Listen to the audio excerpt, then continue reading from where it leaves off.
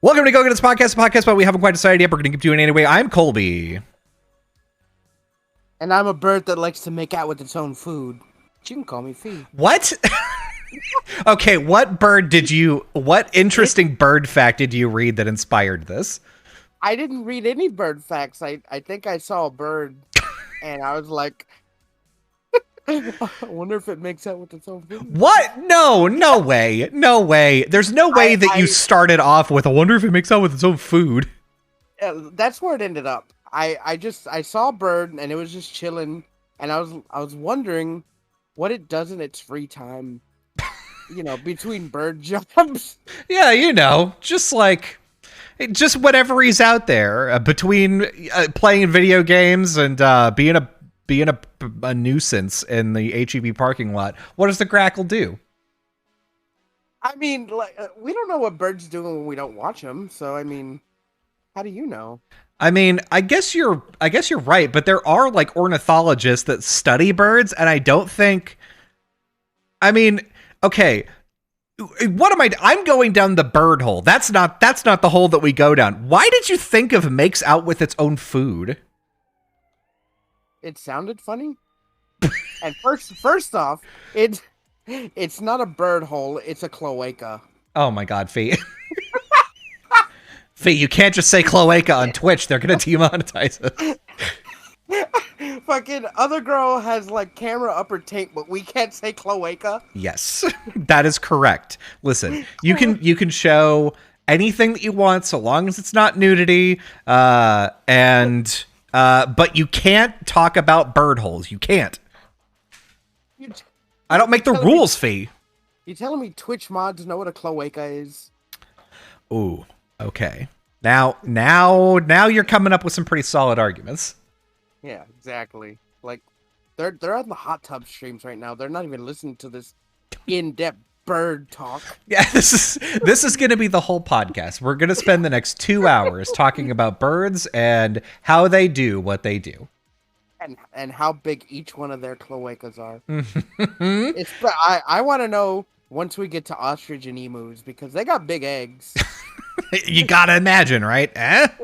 Are we going to talk about what bird is most likely to make out with its own food? I don't want to, but I'm asking if that's where you want this to go, Fee. I'd say crows are ravens. They're smart. Why would a smart thing do that, Fee? Well, I mean, why wouldn't it? Counterpoint. Why not? I'm just saying. I was going to ask you, haven't you ever made out with your food? Solid no, probably. No! No, I haven't. Have you? I don't like this silence. This silence is a punishment for me. If I say I had, could we leave it at that? I'd like that, yes. Can we just talk about anything but this? Okay, we're just, in order to just get us out of here, we're going to talk about the one topic that I wanted to bring in today. Okay, it was probably mac and cheese. See, I'm going to slap you into hell. Okay, so the topic that I wanted to bring in today, specifically in the past few years, there's been a bit of a renaissance with chicken sandwiches. Basically, like Popeyes came out and said, "Hey, oh shit, yeah." We took a look at Chick-fil-A and we said, "What if we made chicken sandwiches but weren't homophobic, openly?" And then they made this fucking bomb-ass chicken sandwich, like brioche bread, delicious, crispy, moist chicken breast, mayo that doesn't taste like standard Miracle Whip, and then pickles, right? Wait, very simple Popeyes, combo. right? Huh? You said Popeyes, right? Yes.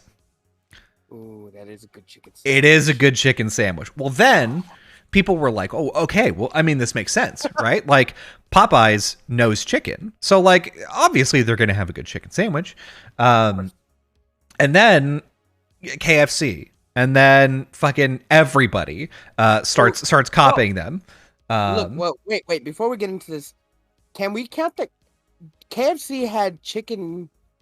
They're called Chicken Littles, but they've had them for a long time. Yeah, the little chicken slider. Yeah, would that be considered a chicken sandwich? That's a good question, because it's almost as if the Popeye's chicken sandwich changed the meaning of chicken sandwich.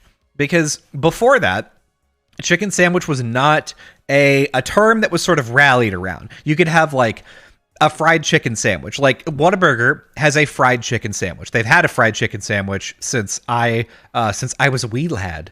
And they've also had a grilled chicken sandwich. Yes. So then, like, after this chicken sandwich revolution, is the fried chicken sandwich the chicken sandwich? Or do they need to, like, fall in line with the recipe for what is now considered to be a chicken sandwich? So I like Now's chicken sandwiches because you can go anywhere and get that recipe and it's going to be good. Chick-fil-A, McDonald's has a really good chicken sandwich, but the crispy one. Whataburger, I think, changed the recipe because it tastes different now. Ooh. Popeyes has a damn good, like, tastes better than the rest. Yeah. Like, they give you a thick patty, and like when it's just like fresh hot, fuck, it's like biting into heaven, dude. Yeah, Popeyes is top tier, a top tier chicken sandwich. What would only make it better is if they use Kewpie mayo. Kewpie mayo is the god of all mayos. No one can convince me otherwise, and it's the only mayo I will ever buy or use.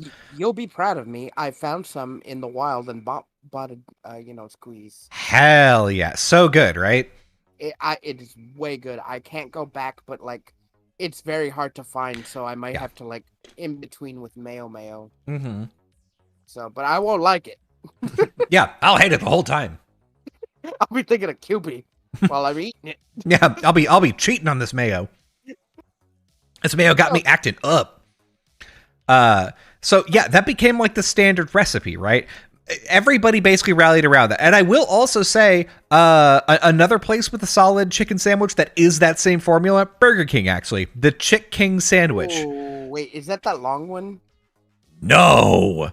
So, oh, God, that tastes awful. Yeah, so we went, we were on a road trip recently and stopped by Burger King, because Burger King has Impossible patties, so that means that my wife can get a burger there, which is great. Okay.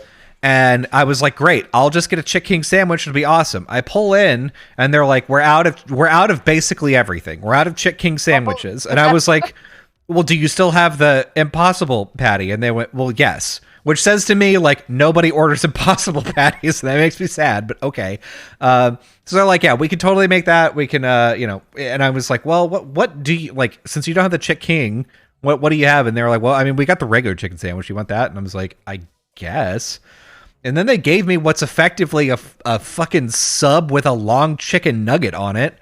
Gross. It's gross. It's terrible. I ate the whole thing because like it was like 10:30 at night. We're in the middle of like pitch black New Mexico, and I'm like, well, I guess this is my option until we get to the place where we're gonna be for the night. Like, this was like the only restaurant that was left open, and we were about to hit a stretch of highway that just had nothing on it. So I was like, okay, I guess this is my option. You could have pulled over and caught a lizard. That probably would have been better, I'm gonna be honest with you. So I'm gonna put BK down now, even though I like its burgers. But BK is considered like peasant food.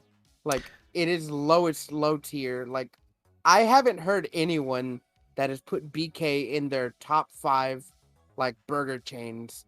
Which also, remember that list they shared in Discord with the top 10 Texas chains, and Whataburger wasn't in top 10? Yep. I'm offended. I am offended. Yes, Whataburger. God, Whataburger is like a top tier burger. Like, as far as fast food goes, it is. The burger itself, and I will say this until the day that I die, the burger itself is fine. It's the condiments. It's the condiment that sets off everything. The mustard is god tier. The ketchup is god tier. As long as you've got decent food to pair with the condiments, like it doesn't really matter anymore, right? Like as long as if the condiments are off the charts good, it doesn't matter anymore. So as a result, Whataburger, top god tier. Not even top 10 on this list. I am dubious about this list. I do not I no longer trust the source where it came from. I don't even know where it came from, but if I ever see anything from them again, I'm not going to trust them. Oh, I'd be so angry with the untrust that'll be had, that'll wash over my body. Because these fuckers want to list the Texas chain restaurant. They want to put In-N-Out in the top 3, I think. And A&W, I think, was number 1. I know. A&W is, I mean, it's fine. Like, I've had A&W to me is comparable to Jack in the Box in that it's like, I ate it, I guess. So so I'll give A&W this. Their food tastes good. It's average. Mm-hmm. Jack in the Box, everything from Jack in the Box tastes like they just took it out of a box and warmed it up before you ordered it. Everything. Yeah, that's fair. Single thing. That's probably exactly what happened. Look, it's a food for people who are drunk and high, or just coming out of a club, and they don't got much money. They go to Jack in the Box. You're not wrong. I went the only time that I went to, like, you know, whenever you see a movie about like high school and college age kids, and they're like, we're going to go to a party, and then it's this big fucking house party. Everybody's got red Solo cups. There's music. Everything's cool. I've been to 2 of those parties in my whole life. And one of those parties I went to, and my friend who was there gave his little brother $20 and said, go to Jack in the Box and buy as many tacos as you can with this. And so his little brother comes back with 40 tacos. And I was like, damn, that's a lot of tacos. I'm pretty pumped. Like, I'm hungry. It's 1 a.m. I'm not, like, I drove there, so I had to be like designated driver. So I'm like, I'm hungry. It's 1 a.m. Let's fucking go. I go to the kitchen. I pull out one of these tacos, and it's legitimately, it is a soft tortilla where they took a melon baller of like taco mix and put it in the middle and just sealed it around the edges as if it were a fucking dumpling. Dude, it's just a grease empanada. Mm-hmm. No, and it's worse than a grease empanada, because at least grease empanadas are filled, right? Like, this was, and I'm not kidding you, you could take a bite of the filling with 1 bite, and then you were just left with tortilla. Oh, I know. I hate Jack in the Box tacos. I don't know how, like, anyone sober who's just like, well, I'll take a taco. Yeah, hey, whatever. It's fine. When I go to Jack in the Box sober, it's never during the times when they have, like, the munchie meals that they serve, like, past fucking 10 o'clock to drunk people. Yeah. Because that food is fucking good. Yeah. But, like, I mean, not, like, good. It's just, like, passable. And the thing with Jack in the Box, every time they give you fries, they're just old fries. They never make fresh fries. They make fries once, and they're like, no. Yeah, that's the morning crew's job. Morning crew's job from like 8 a.m. to 10 a.m. is just making fries for the rest of the day. And they just keep it under a hot lamp. Yeah, not even a hot lamp. Like, they take like a small portion of it to put under the hot lamp. The rest they put in the fridge. And then as they run out of hot lamp fries, they put fridge fries in. They're like, good enough, baby. I fucking hate Jack in the... Like, if we're rating food fries, Jack in the Box is like the bottom, dude. They're bad. Couldn't agree more. So we got onto this topic to talk about chicken sandwiches. Like, this new chicken sandwich is I'm into it. It's been about 3 years now, I would say, since like the chicken revolution happened. And my favorite thing is there's like it was a Taco Bell commercial, I think, that had like this commercial that was like a bunch of hoity-toity, like, revolutionary guys that were like, well, actually, the recipe is a bun, and then the chicken, and then the mayo, and then the pickles. And then people, like, they argued about the order, and then the camera cuts to these, like, 2 cool people that are like, nah, get this. And then this is, like, the un-chicken sandwich, and it's, like, a chicken sandwich taco. Oh, Um, I hate that thing. it's I fucking I stupid. have you eaten it? It's like fucking Captain Crunch. It rips my fucking mouth open. Man, okay, so I love a good crispy chicken. And there's a place here in town that's like local, well known. So like if you go to Austin, there are a number like of really, really, really good taco places, but one of the Yeah. ones that is like ubiquitous and is growing and is expanding is called Torchy's. Torchy's Oh, pretty good I tacos. did the Torchies. Yeah, Or they've I've got had the like food. A minus tacos, pretty good, right? Yeah. There's something like that here in town for fried chicken. It's called Lucy's. So Lucy's fried chicken is like, this is Austin fried chicken. You know, that like if you're gonna go and get like authentic, locally owned fried chicken, this is the place. Okay, So, I'm down. my parent, like I've had it a couple times before. I'm like, yeah, this is really good. And then I'm like, I'm gonna go to my parents' place. And I was like, oh, actually, on the way, there's a Lucy's. I can just go like pick up fried chicken from Lucy's, and then that's what we can have for dinner. And my parents were like, "Ooh, fried chicken sounds great. Yeah, let's do it." So I pick up the chicken. We get to their house. We start eating it, and my parents could not have bitched more about this chicken. And it's my favorite thing is that it's for, in my opinion, extremely illegitimate reasons, but reasons that make sense to them, because my my dad, he takes a bite of this chicken and he's like, oh, I hate this. And I was like, why? What do you hate about this chicken? And he's like, it's too damn crispy. I go, what? It's what? too crispy? And he's like, Colby, I don't have any top teeth. And I go, oh shit, I forgot. Oh god, yeah, you're right. Damn, that would suck. Like, you can't eat the chicken skin because it's too crispy now. Ah, damn. Man. So he's doing that. He's like, well, now I have to remove all the chicken skin, and I'm just eating just what's effectively fried chickenless chicken skin that's like unflavored. This sucks. And I'm like, I'm sorry. My mom has the exact same complaint because she's like, I don't like breading. So she just, without even trying the breading, removes all of it and then takes a bite and it's like, well, this isn't that good. And I'm like, what the fuck? You took all the flavor away.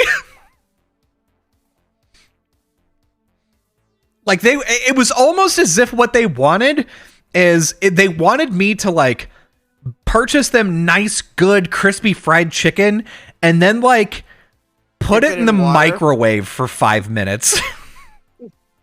What you? Okay, I understand.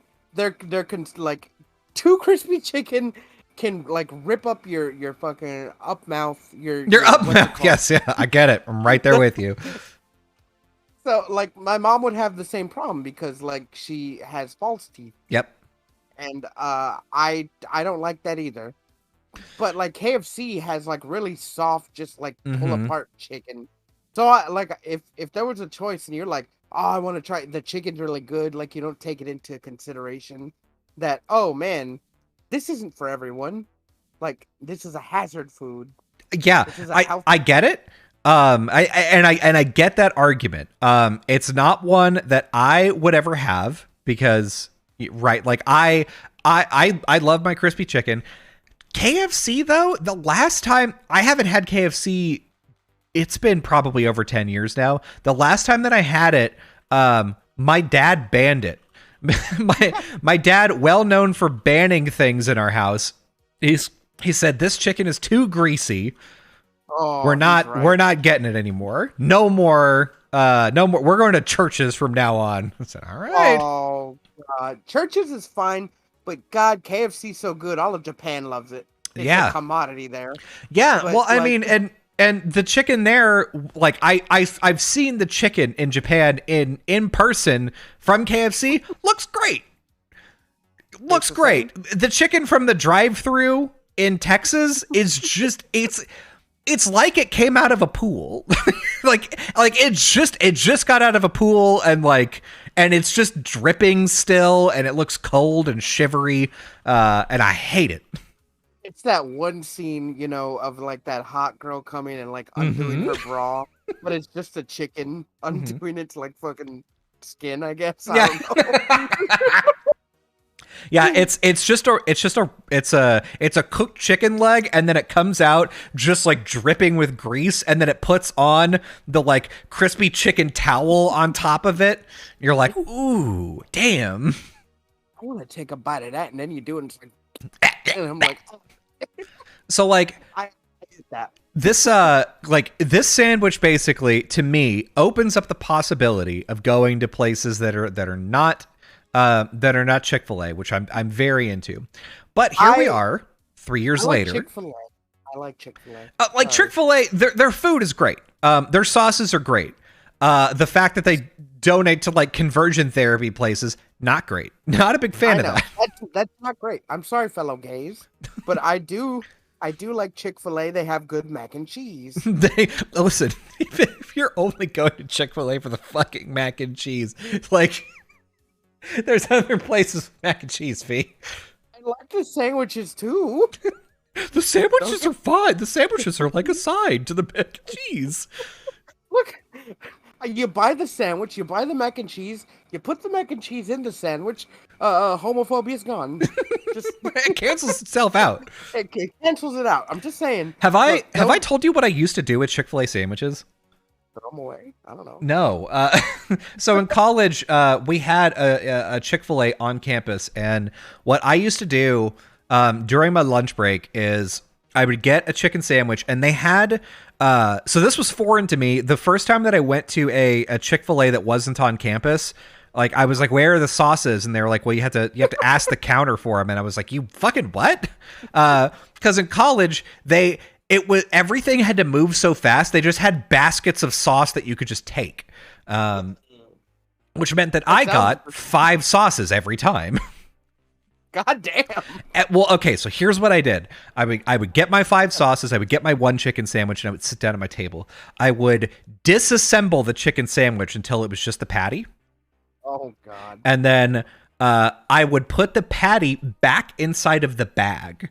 And inside of the bag, I would then pour a full container of Chick-fil-A sauce, about half a container of honey mustard, about half a container of ranch, a little bit of Polynesian sauce, and a little bit of buffalo sauce, and shake it around.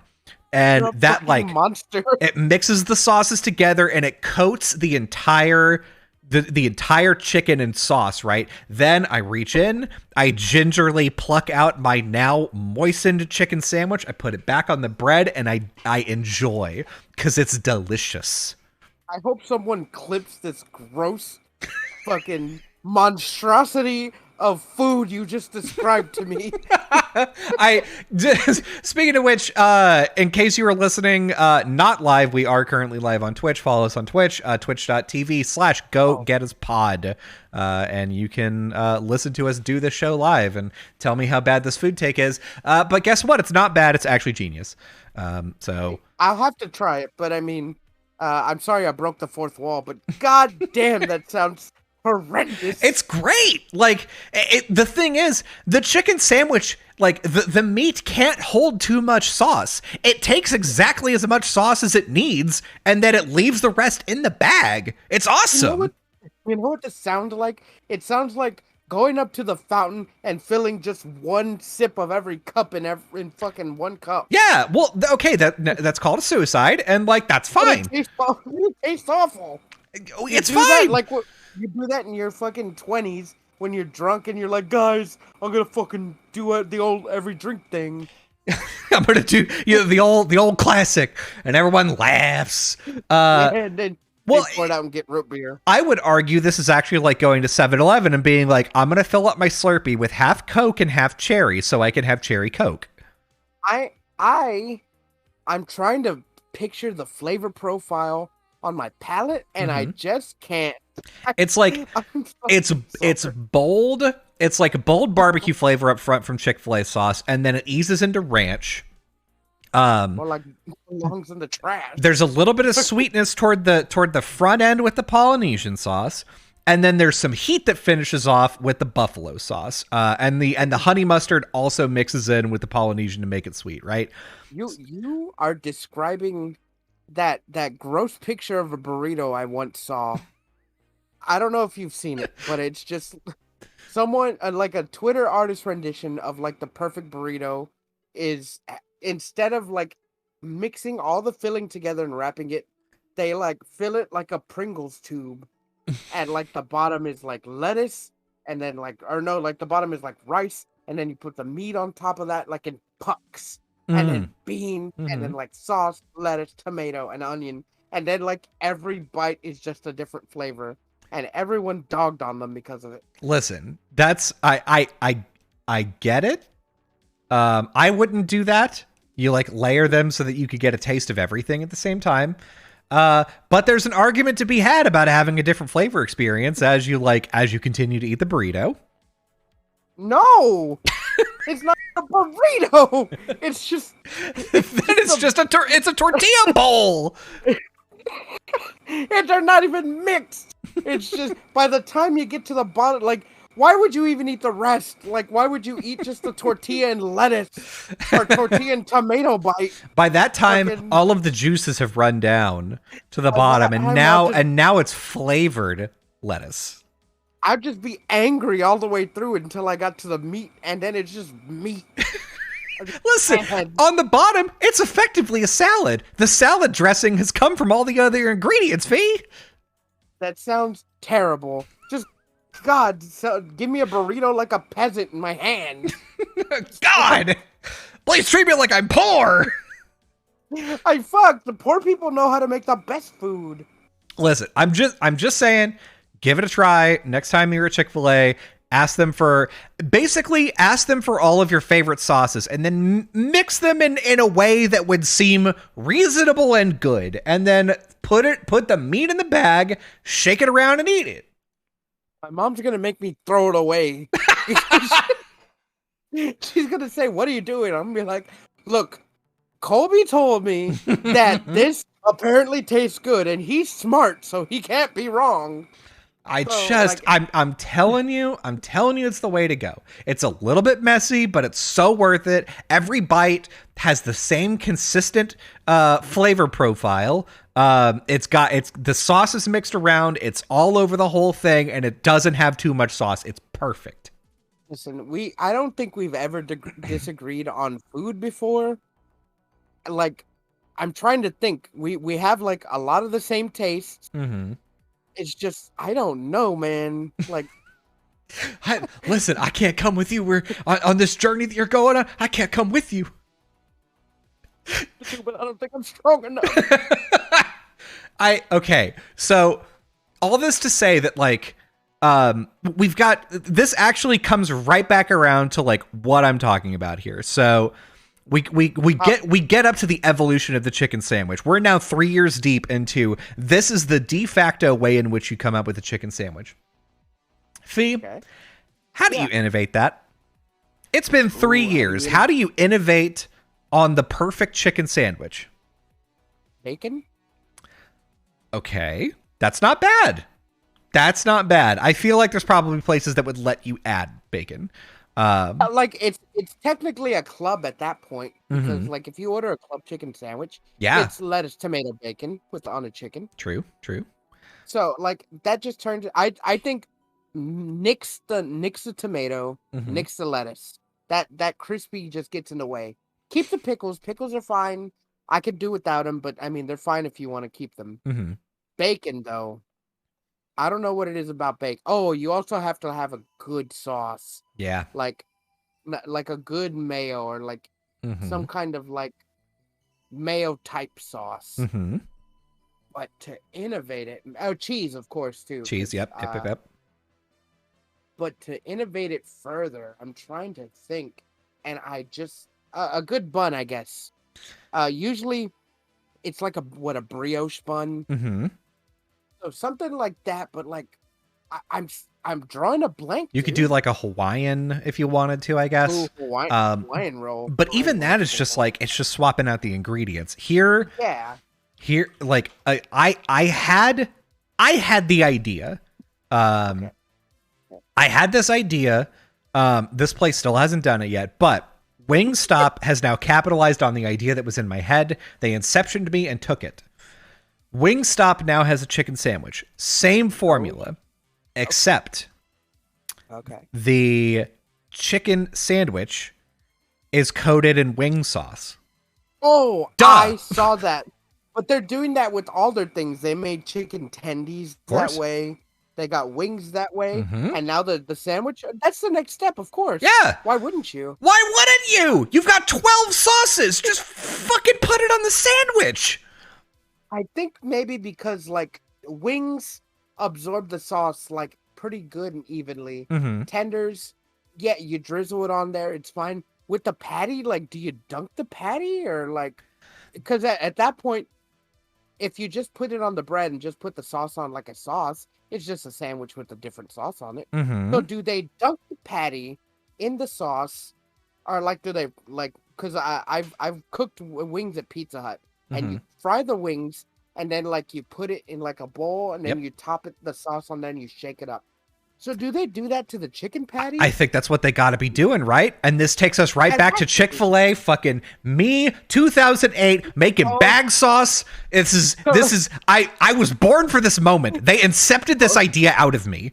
Colby's bag sauce. Fucking Colby's bag sauce is like, it's coming. It's coming for you.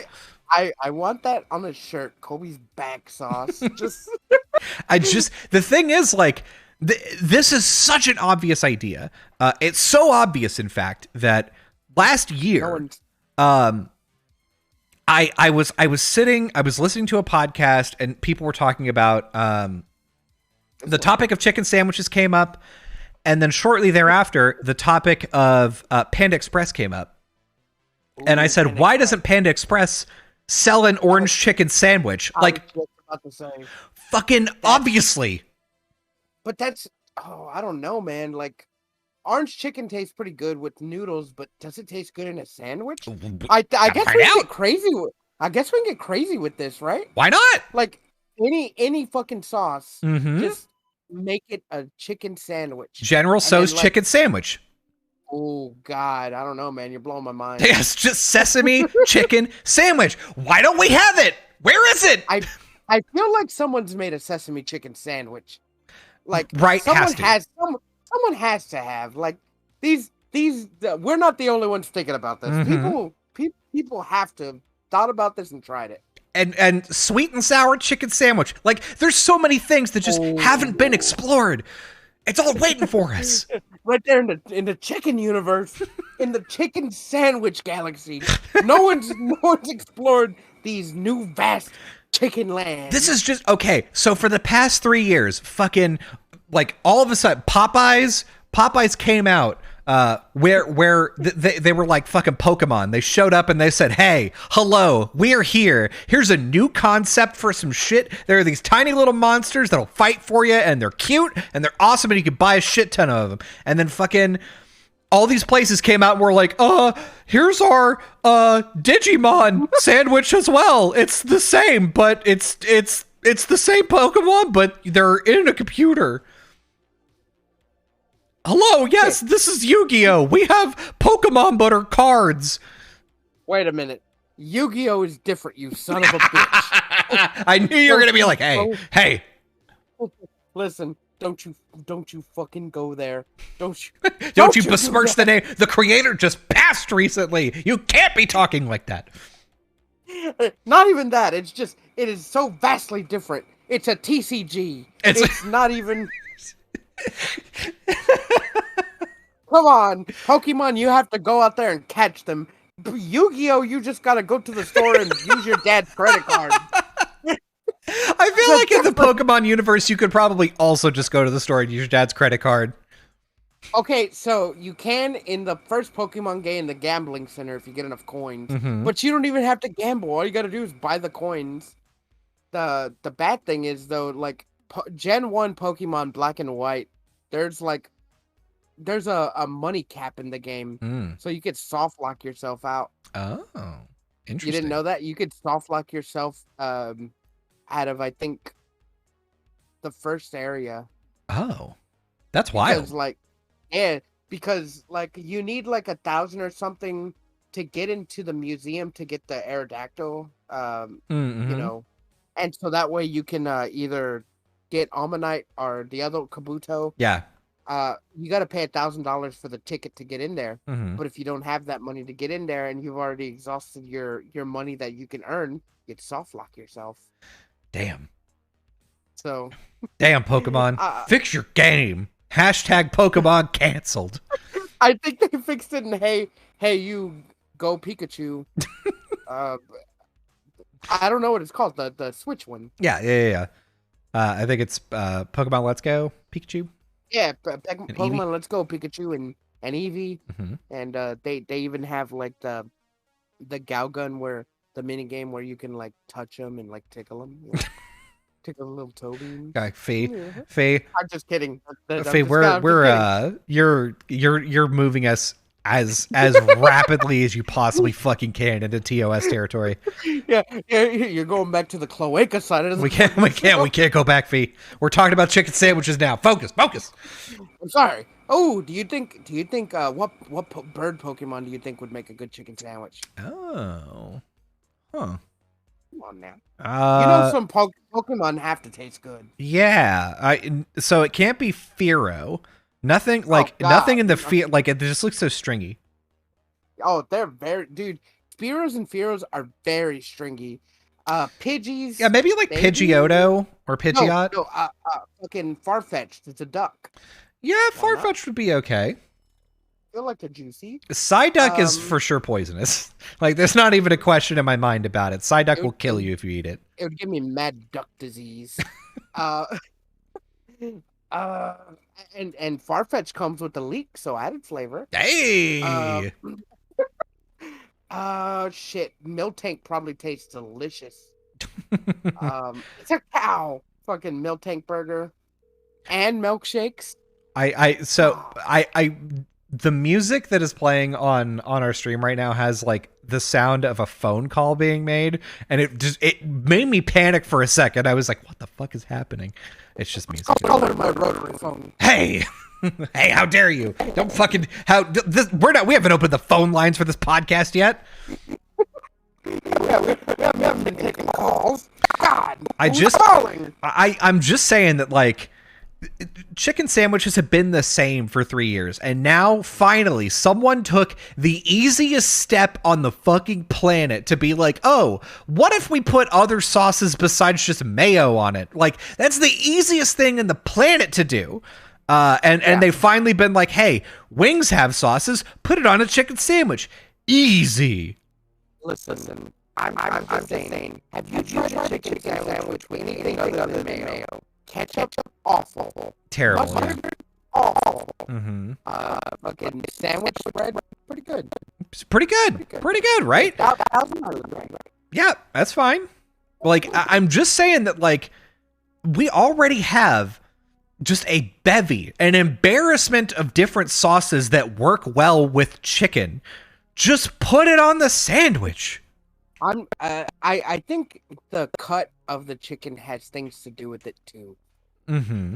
Because like Popeyes gives you like a thick fucking cut of chicken, like a big chicken patty, and sometimes it's to its disadvantage because one side will be thick and plump, and then the other one will just like wimpy. Mm-hmm. But it's still really good. We need like a uniform, maybe patty. Because they come in all shapes and sizes. But you're right. We also need to innovate by dunking it in sauce. Just put it in the sauce. It's so easy. There needs to be like a chicken-style Subway where like you can make your own sandwiches, have your own bread, and then pick your own flavor of patty. And they cook it right there in front of you and put it together. I mean, that sounds pretty good. I don't see why not. But what fries would accompany it the best? Oh, I mean, this is a question of like what fries you think are best. I love a good waffle fry. Oh, you are the worst. I love a good crinkle fry. Curly Q fry, big fan.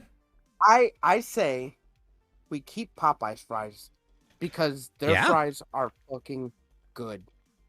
The seasoned fries, I don't know, they're not Cajun, but you can get Cajun style. So I'm thinking maybe the Popeyes fries, maybe a crinkle like a thick one. Sure. So like a Or steak even fry. yeah, like or no, like even a potato wedge. Yeah. A seasoned potato wedge. Ooh, I love me some Sure. potatoes.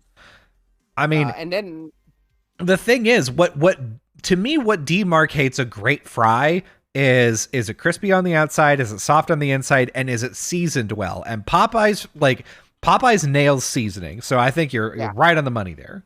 I kind of like the softness. I'm not a hard fry guy. That's why I pass on waffle. Mm-hmm.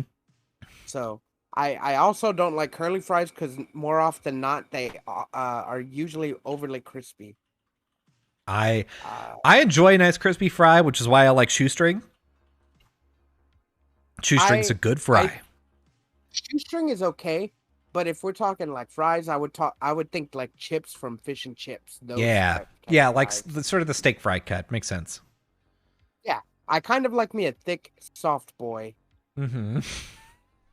Much Mm-hmm. much like real life. Yeah, much like myself. Uh, I so like I think it's not hard to innovate in this space. Um, so we got burritos this morning from a place called Badass Burritos. Um, and they they included an advertisement with it that was like, these are our other dark kitchen concepts. And it was like badass chicken sandwiches and like plant-based burgers. So like they had these 5 restaurants that you can order from that are all, I think, the same dark kitchen. Yeah. And I think that's kind of an interesting concept. So like, I'm just saying, maybe we do go get his chicken sandwiches and just fucking just break in and just be like, listen, we're doing all the chicken sauces on a chicken sandwich. You know you want this. God's work. Honestly, that sounds delicious, and people are gonna fucking get that. Yeah. Everyone likes chicken sandwiches. Who Everybody. doesn't? Name someone that doesn't like chicken sandwiches besides So you can't do it. vegans. But that's where we get the impossible chicken sandwich. See, So, here we go. That's where we're.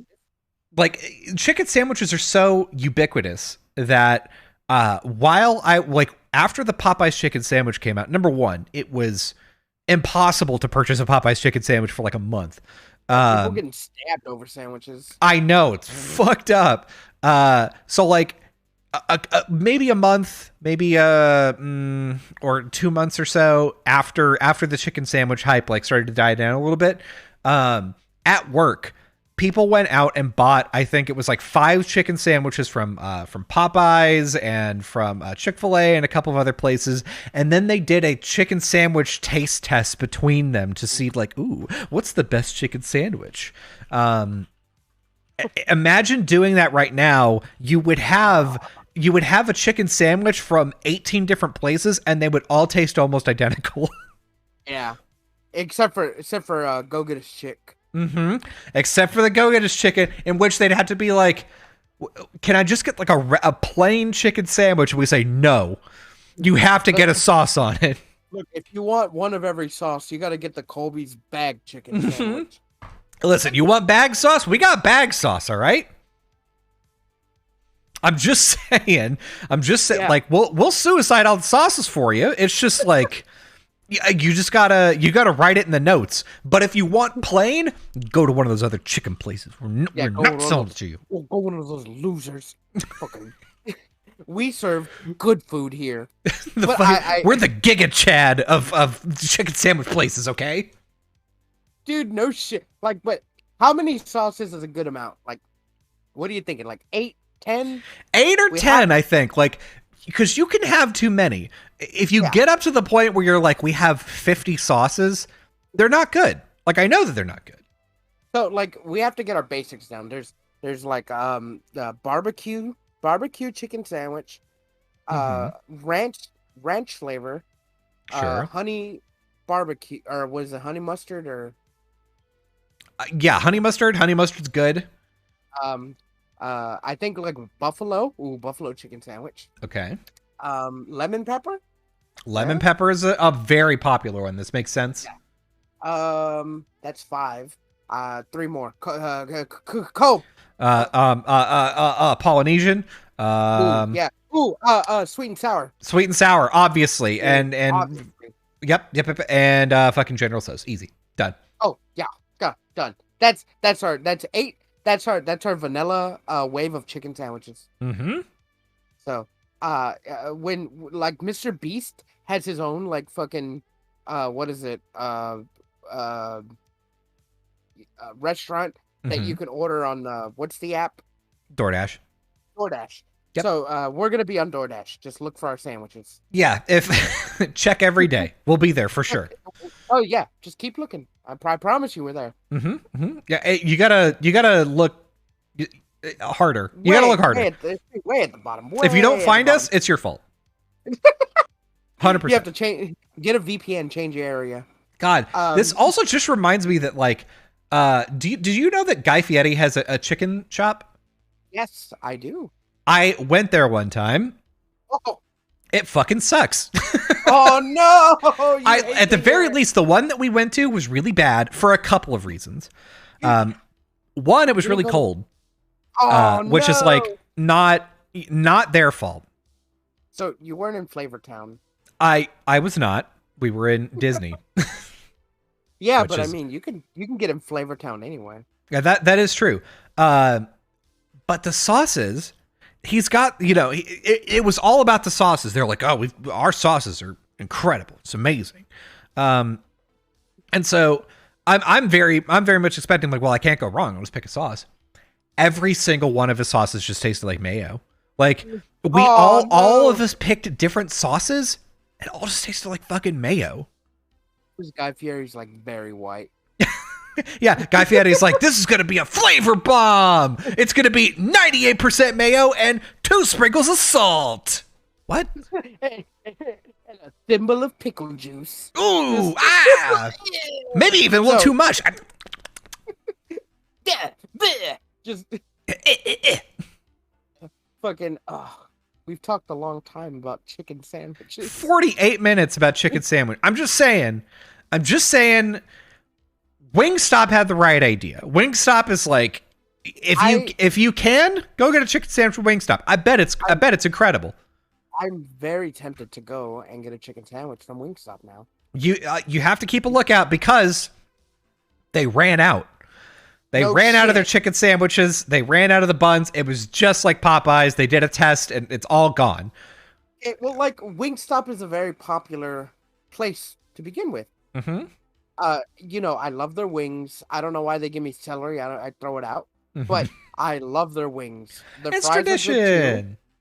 Fuck, who thought I'm gonna eat fucking wings? I want celery. What does that do for me? I think it's specifically so that you can like dip. I think it's a thing to put in ranch because like I think it came with like buffalo sauce. Like you have like your buffalo wings and then you fucking dip it and. No, but when you order a salad, what is having just one chunk of celery or like 2 carrots gonna do with my fucking wings? Nothing. I throw them away every time I go to Wingstop. You just it's just like a breaking up the monotony of the flavors. It's food for my trash can.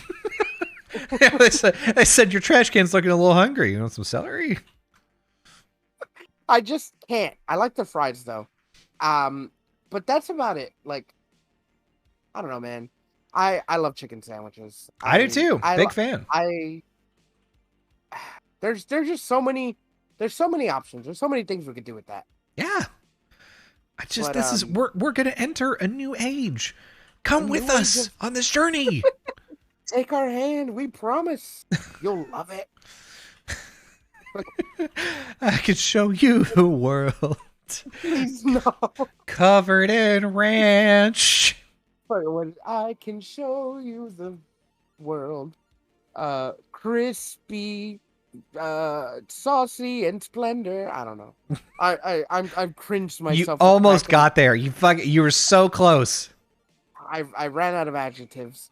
Let's talk about GTA 5. 6. Well, it's 6. It's whatever. I'm gonna be honest with you. Okay, so Grand Theft Auto 6 had a bunch of gameplay videos leaked. These are all like dev footage. Like it's very clear that these are like debug builds. They've got like skeletons on them, like that are not actual skeletons, like models of stuff, to where like character models would be very clear that these are dev videos. And I'm going to be honest with you, looks like Grand Theft Auto 5. Dude, I was just gonna say that. It looks like GTA 5. Fucking just looks like Grand Theft Auto 5. Except your main character has a big old dump truck. Yeah. So they did, which I think is pretty cool. They've got like a couple of different characters. I wonder if they're going to get to the point where like you create your own character for it. Well, of course that's online, but like, I don't know why people are mad. They're like, "Oh, your main character's a girl." Well, why wouldn't you want to follow a big dump truck Latina? Fucking. Yeah, am I wrong? Am I wrong? No. She does have a big butt. But like she has to be a chola. Like, listen, you like this is a journey you'll have to go on. I am the pastiest, mayoist white man in existence. I cannot legally say I want to play a chola with a huge butt. I can't do it. They'll throw me in jail. But I can do that. And I'm all down for Mexican protagonists in GTA. Oh, totally. Even if it's a girl, even if it's a guy, a girl, because again, I cannot stress this enough. She has a giant galaxy-sized butt. That's just I like that. That's the only thing you know about this person. You're like, this person has like Mexican affectations about their voice and huge ass. That's all you know. He was robbing a diner in the video I saw. Yep. And every time she hid behind a wall, like it was 3D ass coming out of my screen. It was. It's honestly a lot. It's like comedically so. It's very funny. They'll probably fix it, but I mean, I want her to be like very chola, very like fucking Jenny from the Block. Maybe not to that degree, because fucking Jenny from the Block is cringe and a piece of shit. Yeah, but sure. I want like a chola with the chola makeup, maybe the lowrider hat, a wife beater. Maybe she rides a lowrider. Maybe like fucking Machete's her uncle or something. Ooh, okay.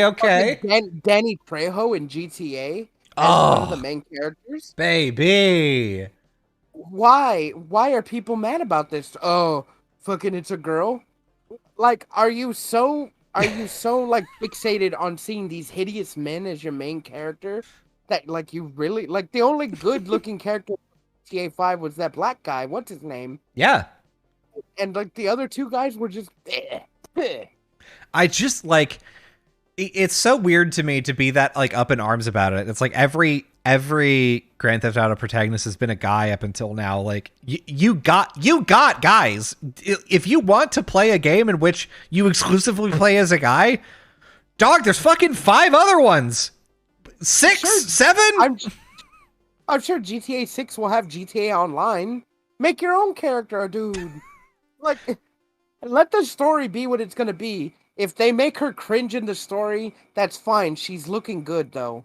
Yeah, I mean, so far things are actually. I mean, the things that I saw from like the sort of dev footage was her like holding up a store, and you have like hostages, and it seems like there's a way to like negotiate a hostage situation potentially, which is like okay, cool, into that. It seems like there's different values that you can get by holding up a place. Yeah, and choosing like better options. Mm-hmm. Which is like cool. What's different than a guy doing that? Like nothing. Nothing. And again, I cannot stress this enough. It just looks like Grand Theft Auto 5. Like it does. They're gonna make it look great. I'm positive. Rockstar does not slack when it comes to making a game look incredible. It's just gonna be GTA 5 again, but this time it's back in Vice City, not San Andreas. Yeah.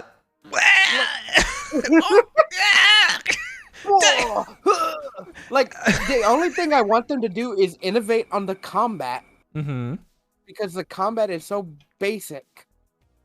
Like, Yeah. do what fucking Saints Row did. Like, hey, not in the newest one, not in the newest one, but like in the old Saints Row, like you get like little combos, Mm-hmm. like when you're just with fists, not just the wonky ass. Maybe you hit them, maybe you don't. Mm-hmm. Maybe take out ragdoll physics for like story mode because it looks silly.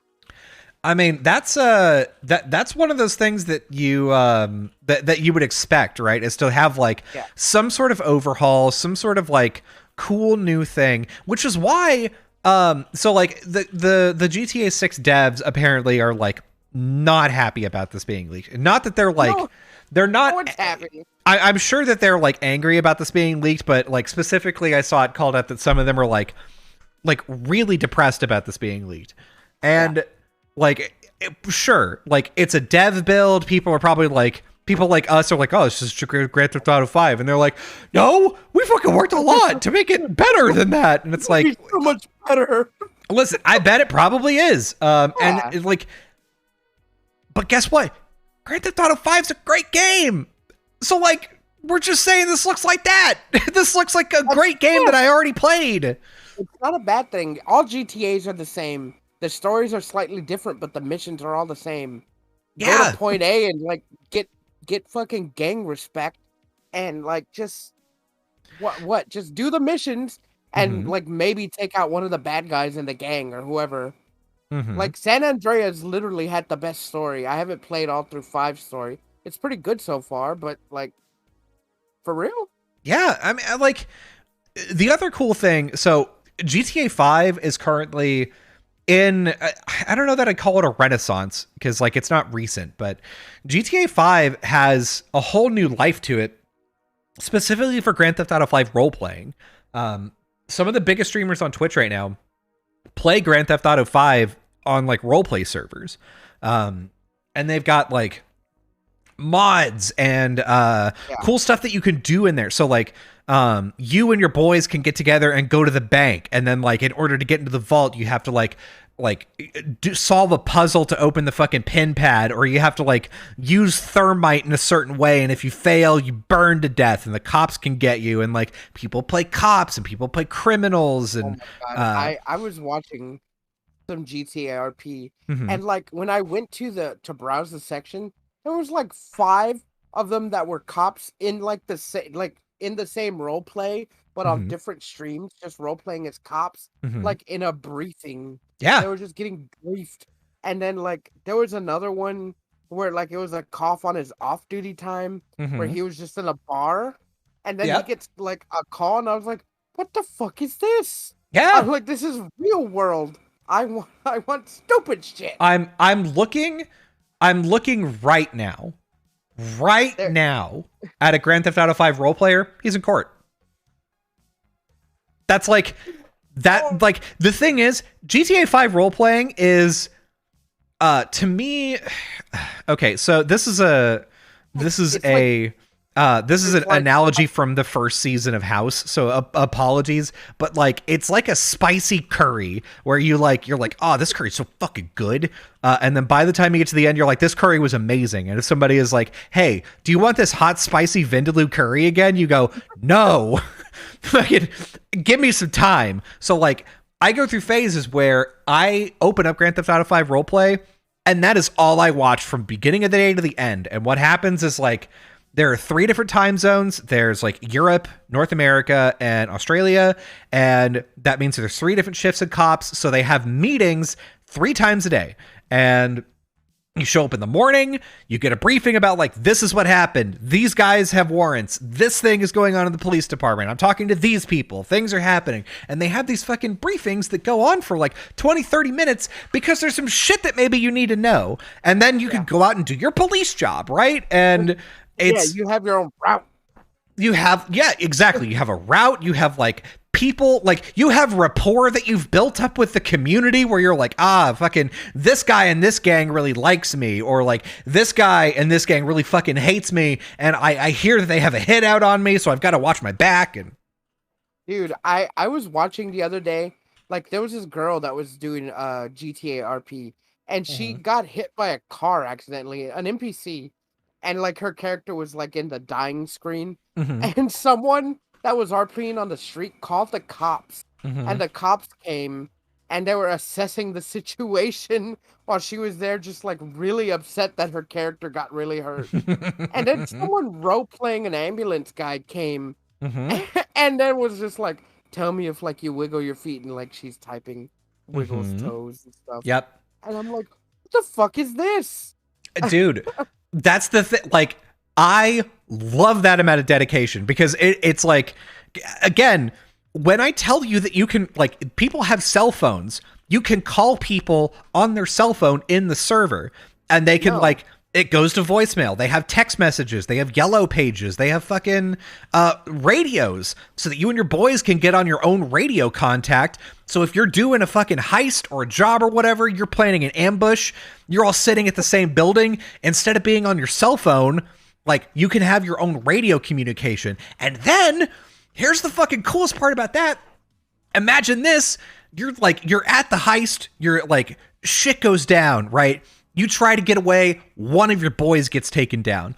They can take the radio off your boy. They can listen in on your radio channel now. So the cops can listen to your radio channel. And so, like, if you're not thinking about it, you can just be like, oh yeah, we're going to go down to the safe house. Oh, where's the safe house? Fucking down here on Grove Street that, like, you know, password to get in is whatever. Boom. Cops know everything now. They're just going to swarm it, right? They're going to fucking break in. Amazing. Like, the amount of, like, dedication that like 5M and, like, the development team behind, like, all these mods is doing is absolutely insane. If Grand Theft Auto 6 pulled in a 10th of that into, like, Grand Theft Auto Online, it would be insane, right? Like, imagine you could actually just join a server and just be like, oh yeah, I'm gonna hang out with my friends and you know, we're gonna hit some bags together. You have your own radio system. You could hop in and just pop on cop for a little bit and, like, catch others. Like, you know, things are more constrained than, like, GTA RP or whatever, but, like, I just don't know what I do in an RP. Like, I don't want a job. I want to do crime, and I know you could do that, but, like, I'd have to organize. Not necessarily. And the thing is, I have seen a number of people where, like, what they usually do to start off with is, you know, basically, when you spawn in the city, you have your own apartment and you have a little bit of money, and that's it. It's basically like, go do something. And there's some people that choose to, like, they get a tow truck job, they get a cab job, they get a fucking whatever, right? And so you can use that as a gateway to be like, oh, especially if you're, like, a cab driver, if you're, like, just a person for hire, criminals will hire you to do stuff, and you'd be like, well, I do other stuff too. Do whatever you want. Like, I hear you're in a gang. That'd be pretty fucking. I'll run guns for you. I'll fucking run drugs for you. Whatever, right? I don't know, man. I played GTA Online the other day for like 3 hours, and all I did was race cars. Yeah. And, like, one of those hours, they wouldn't even let me take my car to the fucking custom shop. Yeah. Because I didn't own a shop. I didn't own a goddamn car. The first car they gave me when I went online exploded. Yeah. Well, that's GTA Online. To be fair, GTA Online does let you do all the stuff that you can do in GTA. So, like, you can just go carjack someone. In GTA RP, if you go and carjack someone and someone catches you, you're fucked. Like, especially if it's a cop, you just get arrested. If it's like some other person, it's like, that seems like out of character. That seems like a weird thing for you to do. And you're like, especially if your reasoning is like, oh, I've got to go across the city. It's like, well, just fucking take a bike. Like, do whatever you got to do, but, like, you got to do it in character. And, like, I admire that. I think that's fucking cool. If I was single and I had all the time in the world on my hands, that's what I'd be doing. I think I would just be virtual fee, and I would go just to every group, because I saw, like, a group that was just in like an alley just doing rap battles. That's sick. I would just be fee, and I would have, like, little virtual fee carrying around little cards that just link to Go Get His podcast, and I would just try to be a GTA RP upcoming fucking influencer. I mean, that's cool. The only thing is, I would say, getting links to like things that are outside to be like, hey, I'm fucking, hey, check out my Twitch stream, hey, check out my fucking whatever. Like, Like, come check my podcast out. Nobody likes that. It's very rare. Like, you have to basically role play that you are that, and you can't. It's cringe, right? Like, it's one of those things to like imagine you're at a convention and you go meet Ego Raptor, and when you go up to meet him, you go, hey, I've got a podcast, check it out. You give him a business card. Fucking, ugh. Don't do that. Yeah, it's fucking cringe. Okay, so instead of doing that, instead of being a GTA influencer in RP, I think I'll just be an up and coming fucking crimer. I'd be criming. I'd be criming. That's fine. It's fun. And I would like start off as just a masked bandit and just hold up like tiny gas stations until I get notoriety. No one catches me. And then that's fair. Be like, hey, fucking, we can't catch this masked bandit. We don't know who it is, and like I have a hideout. And I'm like, and then like I would work my way up into like crime overlord. Yeah, you know? I mean, it takes a while to get up to the point where you're like doing big crime and like having like a big organized gang. But yeah, you can fucking do that. I just don't have the fucking chutzpah to do it. Like, it takes a lot of patience to do something like that, you know? And if you know me, I don't have any patience.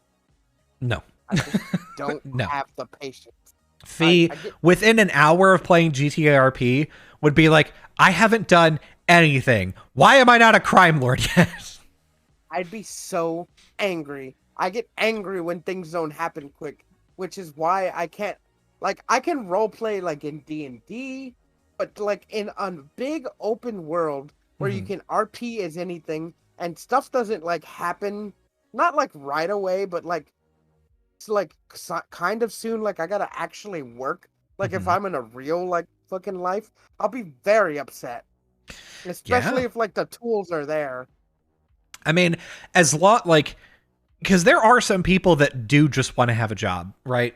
You, oh God, there's my favorite thing is that the map for Grand Theft Auto 5 has a number of already established businesses, and for GTA RP, they'll like open up those businesses as actual shops. And so like you can go to what is it? The fucking the exotic car place, right? You can go there and there's car salesmen. Like there are RP car salesmen that just sit there and sell cars to people. And they have a shift that they work, and there are tow truck drivers to go like tow cars out of places. There are people that go and work at like the fast food places, so you can go to the burger shot and someone is back there actually making you a burger. It's fucking wild. That sounds awful. I don't even like working at fast food restaurants in real life anymore. No one does, but like sometimes it's how you get started, right? Like you end up making, you know, X amount of thousands of dollars a day, and then like you can buy a car, you could buy a gun, and then like you can do crime in your free time, and then all of a sudden you're a crimer. And can I be a vigilante? I want to be like Kick-Ass.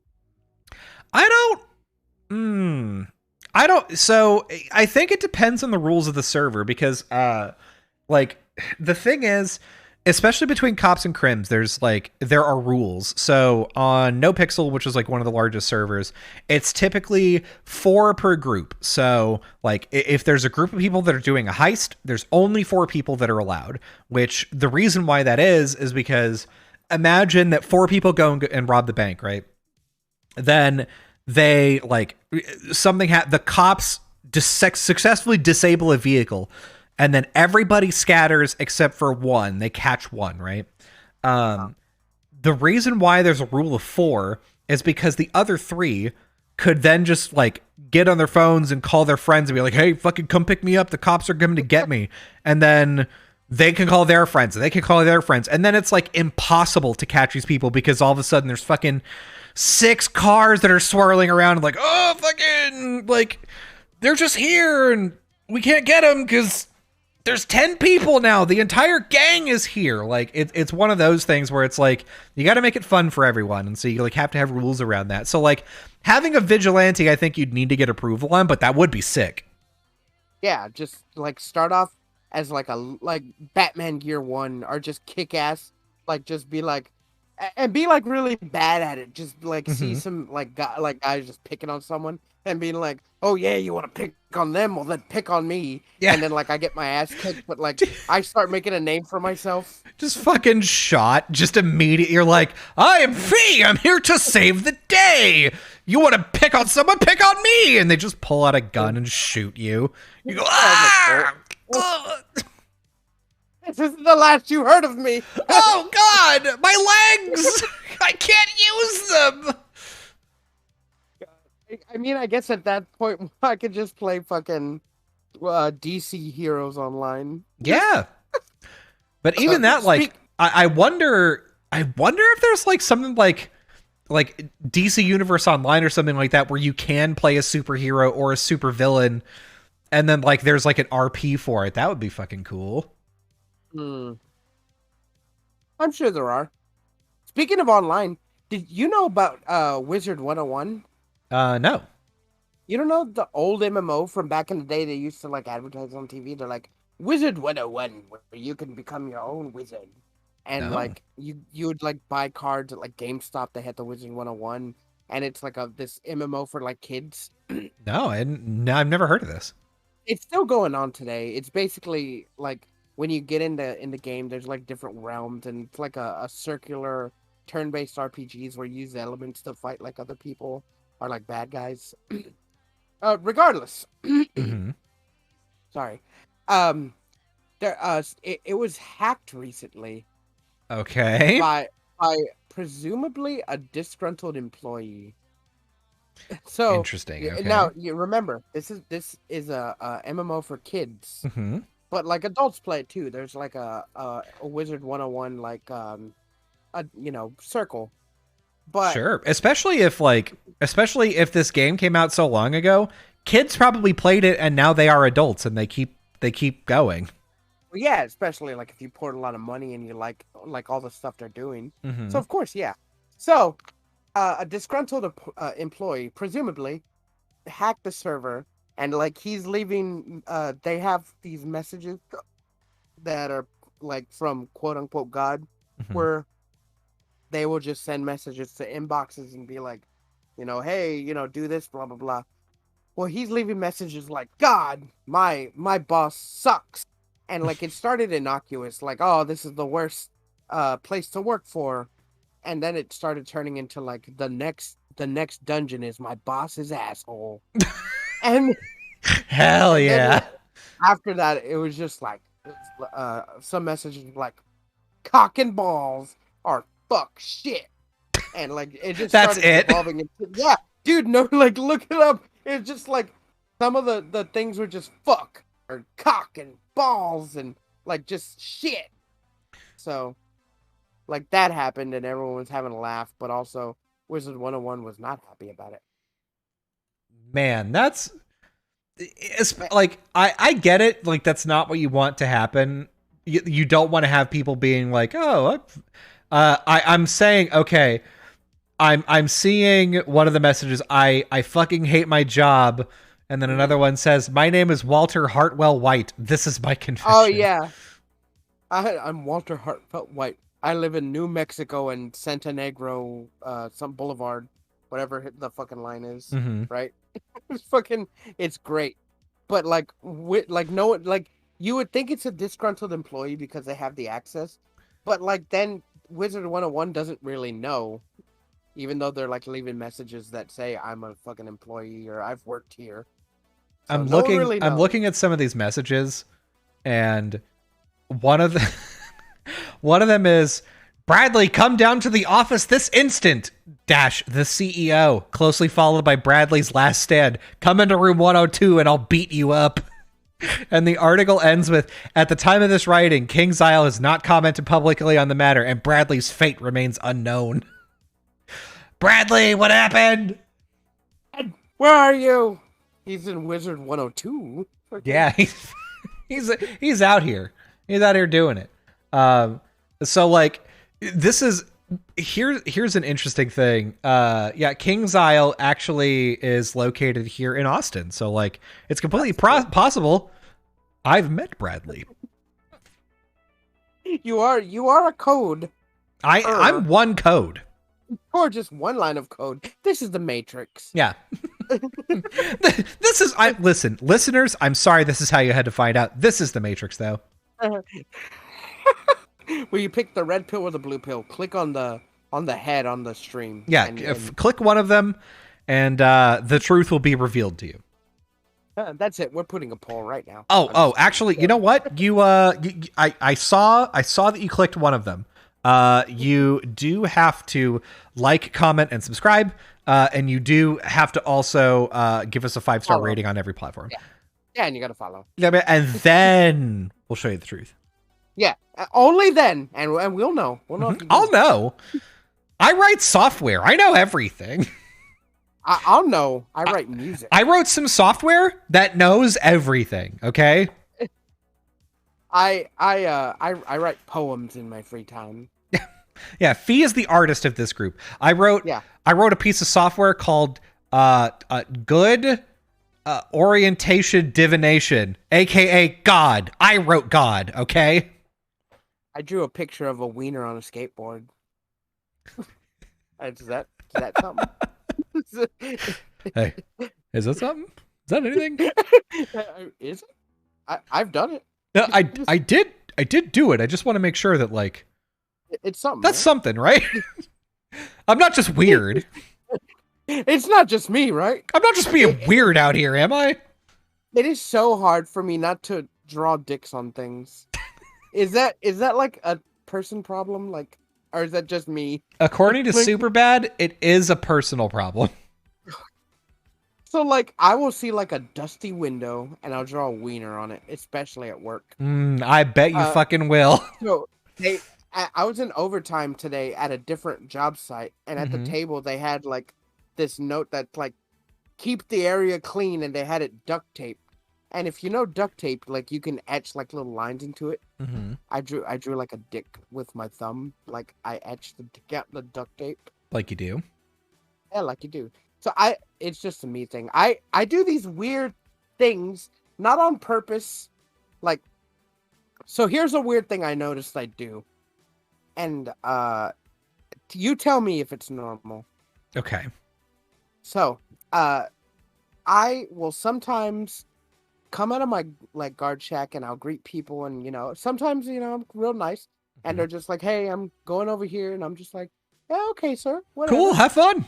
And yeah, cool. And then I go inside the guard shack and I'm like, "You stupid motherfucker! You fucking bitch!" I will cuss them out, and I have no why. Like, I'm not mad at them personally. I just you're just bored. I call them awful names out loud where they can't hear, and I don't mean it like towards them. It's just something I do. You're I'm gonna push you in the fucking ocean next time I see you. Do it when I get off the phone too. Like I'll get off the phone like just normal call. Hey, you need something over there? No, I'm doing all right. Hang up. You stupid bitch! Why would you fucking call me? I fucking hate you. How do you know who I am? I will say I have a really bad habit of doing that in software. So I write code a lot. And part of that is like, if I'm in the middle of like a train of thought and I'm like writing a piece of code, or especially if I'm like writing a comment, or if I'm writing a Slack message where I'm trying to explain something and my train of thought gets derailed briefly, my hands will write like, either I've trained myself to do boop so that now, like, if I miss it, it's fine. The word boop is just in the middle of a sentence and no one knows why. Because it used to be like fuck or dick or shit, and like just in the middle of code, it would just be like, we need to return like a null here instead of like a default value. That way we can determine whether or not this was actually set. And like I have to go back and erase that because I'm like, what am I saying? God, something happened. Like a noise happened, and I went, oh, what was that? Fuck, what was I saying? Like, okay. I don't know why that is. I don't know why. I'm not angry. I just want to say bad words. Like I just want to like scream profanities. I think I don't that's the know. ADHD fee. I don't know what you're talking about. 80 what? Never. I don't know anybody like in I that. don't know the meaning of the word. I heard I I heard this stupid joke about ADHD. Okay. Like it was this guy's like, I just got back from the doctor, and I don't know what HD is, but I know I got 80 of them. That is very good. It's a joke. So we have one last topic that I want to touch on very, very briefly because I promised it in the title of this Twitch stream. Yeah. So you were telling me, Fee, that there's going to be a Gran Turismo movie? A live-action Gran Turismo movie. And if you don't know Gran Turismo, it is a racing game from back in the aughts. And it's starring Orlando Bloom and that guy from Stranger Things, the sheriff. Oh, okay. Okay, I like Hopper. Big Hopper guy. Hopper. I don't know what it's about. I didn't read the article. I saw it and I was just like, what the fuck? I thought we would like discuss like Orlando Bloom's a weird choice for like that kind of movie, first of all. So that's actually like Gran Turismo. Number one, I love. So Hopper is played by David Harbour. I love him. Yeah, he's great. He's good. He's a good guy. I would. I love that man. Gran Turismo. Don't understand what the plot there is going to be, and I honestly don't give a shit. Hey, here's the question that this raised up in my mind: what has Orlando Bloom been doing? What was the last thing he was in? Like the Hobbit? Was it Lord of the Rings? Was it the most recent Pirates of the Caribbean? What was it? He was in Pirates of the Caribbean like 5. Mm-hmm. He was in The Hobbit. That's it. No, he was in something else. Oh, hold on, he was in something. I'm looking. Let's see. He was in The Hobbit. Was in The Hobbit. Oh, he was in that awful animated show about like the Queen of England. The Prince? Is that what it's called? And he's Prince Harry, the voice? Yeah, he's the voice. I think, is that his most recent thing? Because I feel that's what it looks like. Yeah, 2021. He was the Prince. In The Prince. He's gonna be in a movie called Wizards, and Red Right Hand, and Needle in a Time Stack. Fucking, I just like, yeah. Pirates of the Caribbean, Dead Men Tell No Tales. There was nothing after 2017 stopped. He did a couple things in 2019. He did 2021, and then now it seems like he started making a little bit of a comeback. Maybe we'll see. Here's the thing. Orlando Bloom was no one to me besides Legolas and fucking what's it called? From William Turner from Pirates of the Caribbean. William Turner. That's all he is to me. He's no one else. Yep. Like literally he's no one else. Because like he hasn't been in anything that I really care about. I'm Romeo right there and with Juliet. He was Romeo. I'm trying to look at things that he's been in. I mean, he's got a number of roles. He's got stuff that he's been in. Oh, he was in Black Hawk Down, the original Black Hawk Down? Hell yeah, he played my dad. I don't know that. My dad was never in Black Hawk Down. He was in Kingdom of Heaven, which I fucking loved. Yeah, he was in Troy. I do know him for things, but like, here's what I gotta say. Imagine you're Orlando Bloom. Okay. You're hot. Hello. hello. I am Orlando Bloom. I'm Orlando Bloom and Onion. So you're in two of the biggest franchises of the like 2000 of the like late 2000s to early 2001, right? Like Lord of the Rings and Pirates of the Caribbean, right? Mm-hmm. Now those series end. Why would you ever work again? Like, yeah, you'll be getting royalties for life from like two of the biggest franchises forever. And like, people know you, people love you. If you just like, if I was in a thing, like if you told me, hey, you really got to work your ass off and be like a super public figure, and you're going to have like kind of a stressful, strained life for about 10 years. And then after that, people are going to be like, oh man, I wonder what Orlando Bloom's up to. Just once every few months or so. Paparazzi doesn't really chase you anymore. You know, you can go out. It's reasonable that you could go out to a restaurant and no one would take a picture of you. That's probably not the case for Orlando Bloom, by the way. I'm just saying that, like, you know, your fame is starting to die down. Yeah. You couldn't stop me from signing that contract with my blood, because like he has presumably so much goddamn money. Why would you do anything else, Mr. Bloom? He was in 4 of the 5 Pirates of the Caribbean movies. He was in all of the Lord of the Rings movies. Like, every time something new of those two comes into the space, of course he comes back. Mm-hmm. Because why wouldn't you? Just more money. Yep.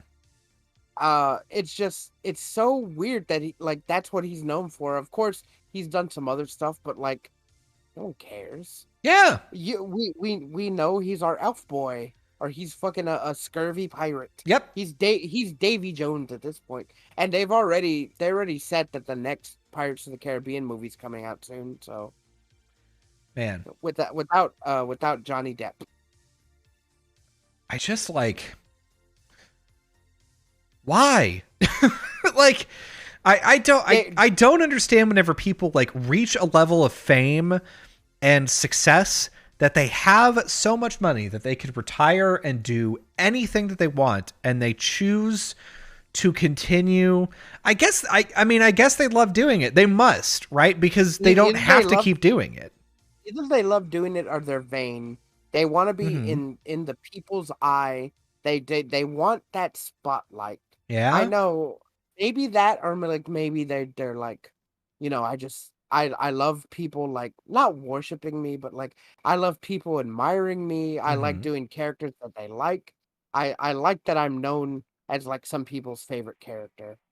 I'm thinking about it, and like maybe it's less like the people's adoration and more just like the benefits that you get from that. Like maybe it's more like, I miss being able to get into an exclusive restaurant by just calling them, by just being like, I'm Orlando Bloom, I want to eat there tonight. And they're like, just show up and we'll fucking give you a table. We will kick the peasants out for you. Or like getting invited to exclusive parties, or getting free shit, getting like trips to Milan to like show up and drink a Coke in front of a camera for 20 minutes. Yeah. Like, okay, so I know this is off topic from Orlando Bloom, but the Hobbit movies, I don't know what your opinion on them is. I think they were pretty mid to me. Yeah, they're not great. They're fine. They're fine. I don't know why people are mad at some of the scenes. I love some of the fight scenes in those movies. Like the goblin fight scene, I really like that one when they're in the underground goblin like city, just falling through shit. Love that. Yeah, that was really cool. The major problem was that like it had Transformers syndrome where you couldn't fucking tell what was happening. Like only at the end when they were like running on like the little walkways, just fucking beating people. It was awesome. Yeah, very cool. Another one, and I don't know why, but people don't like the barrel scene. And the barrel down the water is one of my favorite scenes in those movies. It's really fun, and like I like seeing them in rapids and just procuring weapons while fending off arrows and stuff.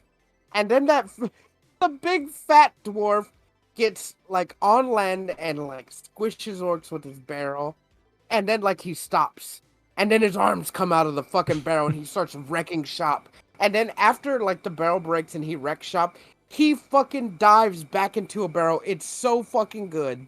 Yeah. Physics be damned. It's good. No, it's great. It's like, I think that's the problem that some people have with it though, is like, they want Tolkien to be like high fantasy, just medieval fights, none of this like cool D&D rodeo cowboy shit, which like But Tolkien dwarves have always been the goofy race. yeah, but like you don't have to show that on the screen. You don't have to make them like action heroes. You don't have to make it fucking Die Hard, right? Like I think that's the argument. That's not an argument that I agree with because it's a movie. I don't give a shit. But the thing with the dwarves from the Hobbits is that they're goofy, fun, like fucking unhinged, like you never know what's gonna happen with them. That's how they've built them up. So why wouldn't you have fun with that? Yeah, but that's not how they are in the book. The book. I'm just telling you, Fee. Don't kill the messenger. What do you want? What did the book say? Did the book say they like it was like the rapids went whoosh and fucking gloin and hoin and bloin, all fucking got axes and chippity chopped arrows as they came through, and fat bloin jumped on and killed an ogre. I don't. That's lame. I like to see it. That probably didn't happen in the book, but I'm glad they added it. Listen, in the book, I had to stop reading because it was so boring. I got to a part where like, do you remember the part in the movie where like, they get chased and they like climb up a tree, right? And then they have to like throw fucking flaming pine cones or whatever and down. Yeah. That's like a pretty exciting part in the book. And the end of part 1 of the movie. Yeah. So I get to that and I go, I don't give a shit about this actually. Why am I still reading this? I'm like hundreds of pages into this and I'm bored. So I just stopped. I feel the same way. I did the same thing with the Wheel of Time series. Mm-hmm. I read like James was so excited when he was like, "You're gonna love this," and I get one chapter in and I'm like, "I hate this." And he's like, no. It's boring for the first 800 or 900 pages, but after that, it really starts to take off. Look, the first like 3 volumes aren't that great, but once you get to the 4th volume, like shit gets real. Just like fucking Naruto, where they're like, listen, the first 5 arcs are not great. After that, though, you can't stop this show. I kept getting told that after I watched Naruto, all of Naruto. Mm-hmm. They were just like, listen, this is the filler. You can skip it. I'm like, but I don't want to skip it. Like, I've never seen it. I want to watch it. Mm-hmm. And they're like, no, you can skip it. And I'm like, I'm not going to. I'm just going to watch it. And sure enough, it was like really lame. Mm-hmm. But I mean, now I know. I have to see things. But with books, I have an imagination. There's only a few books that have kept my what's it called? My attention. Mm-hmm. And Lord of the Rings wasn't one of them. Or Wheel of Time. And I can tell you, like in Wheel of Time, like the first couple of pages are like the dwarf is sitting on a stump whittling a fucking wooden figure, and him and his friends meet in a house, and the house gets attacked. And that's like a chapter in. I'm like, man, I'm done with this book. I can. Yeah, it's high fantasy, especially older written high fantasy. Oh, no, thank you. You know what's like some books that I did read all the way through that I like? Hitchhiker's Guide to the Galaxy. Yeah, that's pretty funny. And the Who Framed Roger Rabbit book, the not based on the movie, one that the original. It's a fucking wild ass fucking read.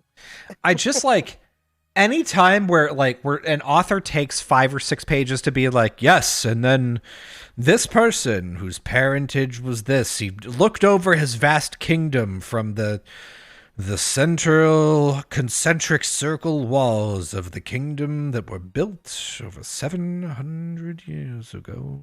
Just fucking whispering into sleep.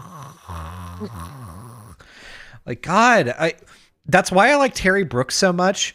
Terry Brooks is a fantasy author that like his characters from about 30 or 40 pages into every book are in constant danger until the book ends, and sometimes afterward, right? Like I first picked up a book from him and started reading and was like, oh, okay, so fucking, oh man, there's this prophecy, there's some shit going on. We got to go to this lake and talk to a ghost, and then the ghost is like, hey, you all have different quests. Shit's gonna be fucked if you don't do some things. And you're like, oh dang, wow, fucking, oh shit, oh damn, there's a flying bird. Oh damn, there's fucking, you got to go to a city of stone. Oh, your arm turned into stone. Shit, like.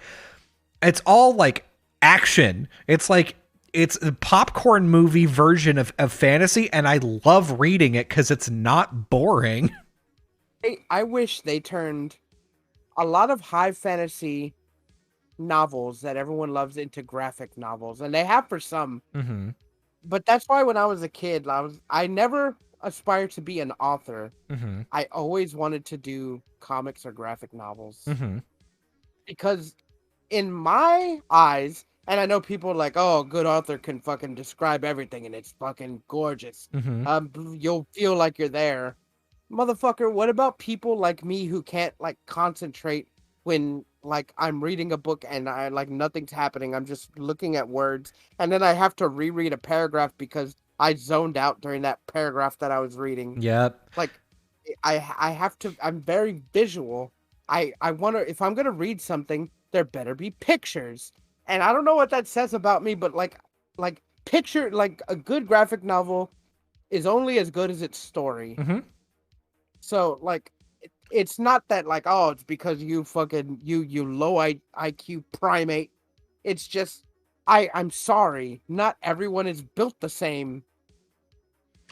I just like it's so I get what you mean, because whenever you get a description that's like, because in a graphic novel you can just be like, oh, here's the way the city looks. It's one panel, easy, or like a page. But in a fucking book you have to be like, Night City, the city where fucking dreams go to die, and the buildings soared over the horizon, and there was one building that looks like this and another building that looks like that. Fucking Night City, much like New York, with the damp fucking alleys and the crime aplenty and neon skylights litter the sky. And fucking there's guns and filth and crime. And then 2.5 pages later, they're like, our protagonist walked out of a bar. You're like, there we go. There now some shit's happening. Great. I could have just seen that in a 1-page sprawl of a picture, and I already know what the fucking it is. They go from a 1-page sprawl outside the city, you see the picture, and then the next page you see the protagonist. Maybe you get a little bit of like B-roll pictures like leading into where he's at, and then you hear like a monologue or narrative like while you're fucking seeing some of the area before you get to him. I just like, it's so much easier to get into a thing because you can just look and then be like, cool, now I'm moving on. And that's like, to be fair, even when I read One Piece, like I'll watch like a One Piece YouTuber and they'll be like, oh, I really liked this panel where we got to see this like brief interaction between these two characters. And I was like, oh, I didn't notice that. Like I was too busy paying attention to like the things that were happening in the story, and this panel was nothing. So I didn't look at it. Oh my God. I think that's different for me. Like manga, like I don't know what it is. I pay attention a little bit more, but One Piece, especially now, a lot of the panels are like very cluttered, not like in a bad way, but like because they have a lot of shit. Yeah, they're dense. Yeah, they're thick. Real dense. But like in a story like Beastars, where you take more time concentrating on the character, and the story, like you see the character, and then like they're talking, and then you can just see them walking, or maybe you see them in an alley, or like them explaining like, oh, you know, fucking if this carnivore is eating these people, he's definitely gonna attack here again, so I'm gonna be ready for him. And like that's just me. Like I saw Beastars season 1 and I was enthralled. It looked so good, and then I started reading the manga and I'm like, this is way better. I like the art style more. Not to say that the 3D isn't bad. It's just after reading the manga, which it's hard to get across the expressions that they make in the book over the 3D models in the show. Yeah. Like, I'm glad they did it, but just it's not the same. Yeah. I get it. It's just I get, pick whatever medium you want. It's just don't be a fucking media snob and be like, well, if you don't understand the book, and why would you even watch the movie? Or like, you'll never get this if you don't get that. I know I'm a hypocrite because I do that, like, with, especially with like video games or like anime and movies and stuff. But like, those are all visual mediums. Even manga is a visual medium. So it's just, that's Yeah. a bit different, but I'll still say I'm a hypocrite. I think the summary of this portion of the podcast is, when you have ADHD, sometimes reading's hard. Be sure to clip that in the, not clip, but like bookmark that in the YouTube version of this. Just ADHD reading. Just I'm sorry. There's just, I had to get that off my fucking brain because, like, man, I want to read, but boy, I don't want to at the same time. I didn't like doing it in school because I had the same problem, and I don't like doing it now, especially when I hear an interesting thing, and they're like, "Oh, well, it's a book." I'm like, "Is there a graphic novel?" Yeah. Hey, can I do something with that?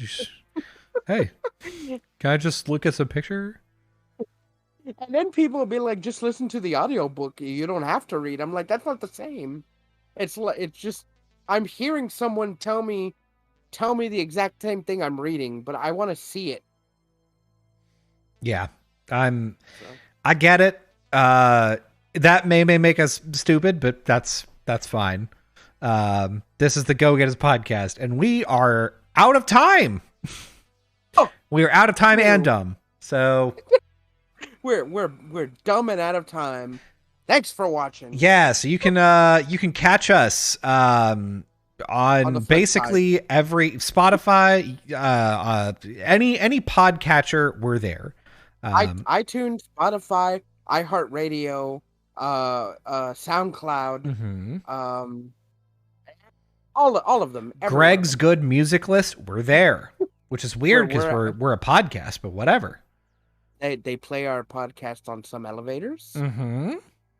I don't know why, but I mean, hey, I like to listen to my voice on an elevator. Yeah, it's lovely, absolutely it's beautiful. Lovely.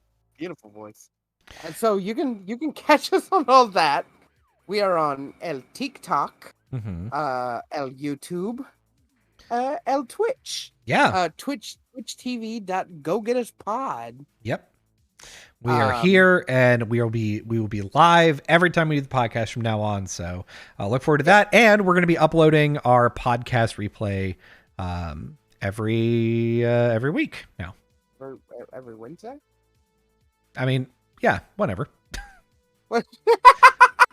Whenever. Oh, whenever, man. Just whenever. It's fine. We'll upload it every week. You'll catch it. Don't worry. It'll be there. If you subscribe and follow and turn on notifications, you'll know about it. Yeah. You fucking loser. Yeah. Tell him, Fee.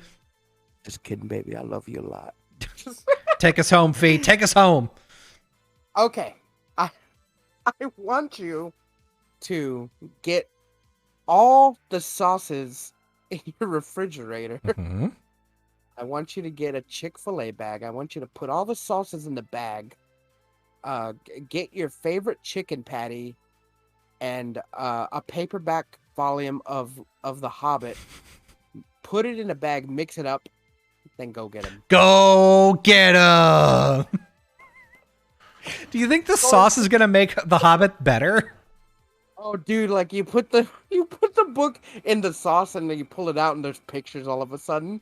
Just yeah, all of a sudden it's The Hobbit, the graphic novel. It is 48,000 pages though. God, just God. How long is The Hobbit like by itself? Like 800 pages? It's 8,000 pages. You pull it out of the bag and it's 16,000 because it's a graphic novel. Gollum is now drawn with just bountiful ranch, and the one ring is buffalo sauce. Hell yeah. I'd watch it. I'd eat it. Listen, yeah, this is a new medium. It's a blend of all things, and it's all bad. It's scratch and sniff books. Just Scratch and sniff. Just eat and eat. That's instead of scratch and sniff, just eat and eat. yeah, eat more, and you scratch it and sniff it, and then go. Throw it away. You lick your fingers. Goodbye. Bye. Ah.